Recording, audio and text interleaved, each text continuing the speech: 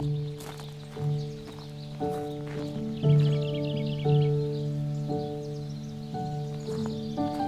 suis dans la mémoriso, c'est sur la pluie de l'eau, et je n'attends plus que toi, mon amour. And over here is where I keep reviews of the Stanley Parable. Like this stunning triumph of games journalism, 10 out of 10 from Destructoid.com. James Stephanie Sterling writes, and I quote, "Where so many games that aspire to be more than games end up less than any form of art, Stanley Parable strives and then succeeds to be every game ever created." Did you hear that, Stanley? Every game ever created. That's how grand and all-encompassing the original Stanley Parable was. It was literally every game ever created. It was Skyrim, it was Persona 3, it was all of them, and now it's nothing. It's no games at all. It isn't even the Stanley Parable anymore. It's just a husk now, a lifeless husk with an hour of new elevator content.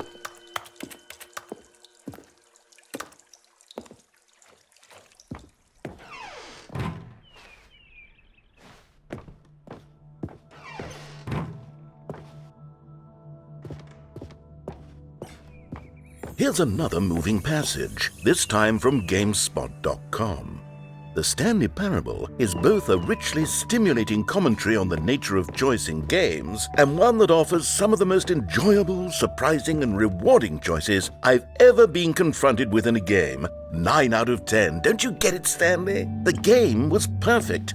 It didn't need anything else. It didn't need new content. All they had to do was transport it in pristine condition along to the Xbox, boom, done.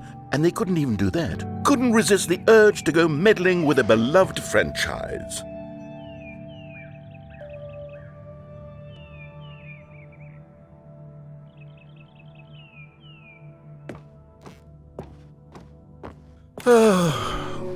These were simpler times, Stanley.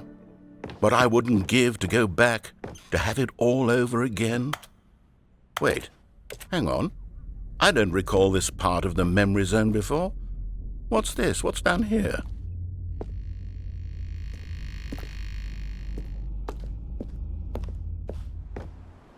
Oh no, oh God, no, Stanley. It's a collection of reviews from Pressurized Gas, the extremely popular online storefront for computer games. I haven't looked at these in years. I can't even imagine what's been collecting down here. Surely these reviews were glowing as well, weren't they? Honestly, I could not be bothered to play this game to full completion. The narrator is obnoxious and unfunny, with his humor and dialogue proving to be more irritating than entertaining. Unfunny! I'm not trying to be funny. I'm trying to make a serious work of art. I suppose I could write up a handful of gags to insert into the Stanley Parable, but the game is already such a densely layered web of profound philosophical insights that I can't even imagine where I'd have the room to stick them.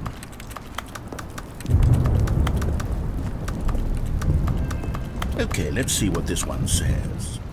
While the idea for the game is good, for someone who prefers non-linear games, this preachiness gets annoying fast. Preachy? Stanley, I'm not preachy, am I? You can tell me if I'm preachy. Honestly, you can. Oh, goodness.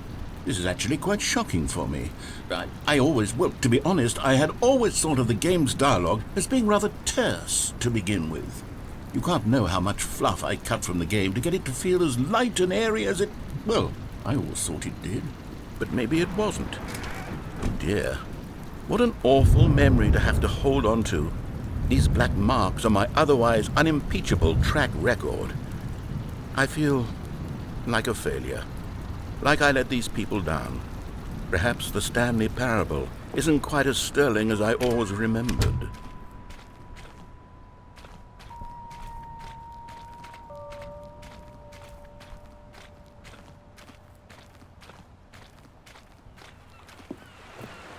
What's this one got to say? You constantly have to stop doing anything so the narrator can catch up with his long-winded explanations of what's happening. I wish there was a skip button. A skip button? Well, yes. Yes, I think we can do that. If I'm truly too preachy, then maybe letting you skip ahead for just a moment, surely it couldn't hurt. Not if it means we can strike these negative reviews from the record. Only positive reviews of the Stanley Parable. That's my motto today, and it's always been my motto. I'd do anything for the customer, Stanley. Yes, a skip button we shall have. And here it is. Go ahead and give it a shot. I'll pop you forward in time so that the second my incessant droning starts to bore you, with just the push of a button, you'll have zipped right past it. It's what the players have been asking for, and I'm very proud to have delivered. Oh, you're back, you see. You were only frozen in time for a few minutes, but it was plenty of time for me to deliver a long, rambling monologue full of unnecessary verbal flourishes and lengthy ruminations on the nature of choice in video games. Of course, I happen to believe it was perhaps one of my more profound such ruminations. Not that, of course, you need a description.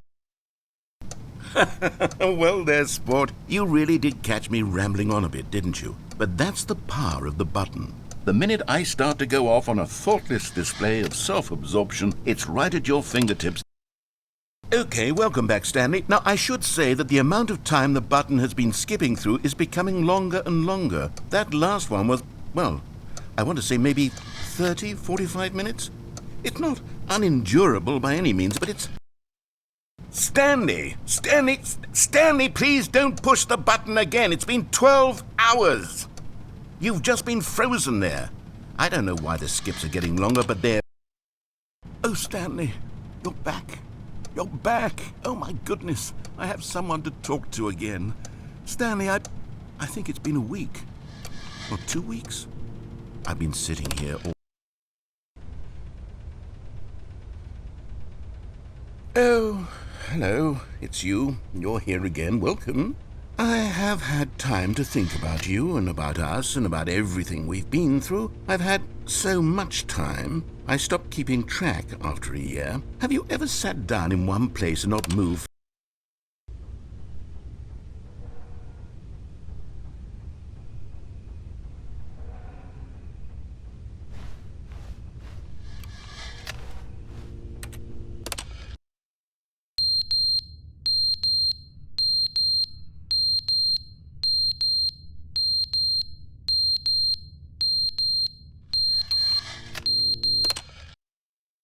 But they didn't understand the game was never meant to be funny. It was meant to have a point. It was meant to speak to the human condition. But where are the jokes? Where are the jokes? They bemoaned, they screamed, they gnashed their...